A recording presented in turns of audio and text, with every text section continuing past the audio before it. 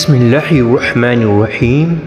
سلطان صلاح الدین ایوبی کے زمانے میں ایک صلیبی جنرل تھا، اس کا نام ریجنالڈ تھا۔ اس نے حاجیوں کے ایک لشکر کو روک لیا اور سارا سامان ڈھونڈ لیا۔ اس پر حاجیوں نے کہا کہ ہم حج پر جا رہے ہیں، ہمیں جانے دو۔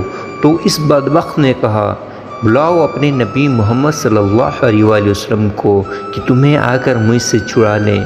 بس یہ بات صلاح الدین ایوبی تک پہنچ گئی۔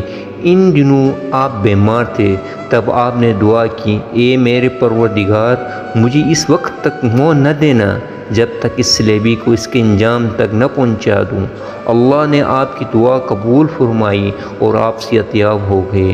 پھر وہ لمحہ آیا جب اللہ نے آپ کو فتح دی تو جتنے جنرل تھے آپ نے سب کو معاف کر دیا، مگر جب ریجنالڈ سامنے آیا تو آپ کو غصہ آ گیا اور اپنی تلوار نیام سے نکالی اور اس کے ٹکڑے کر دیے اور کہا، اے گستاخ، تو نے کہا تھا بلاؤ اپنے نبی کو۔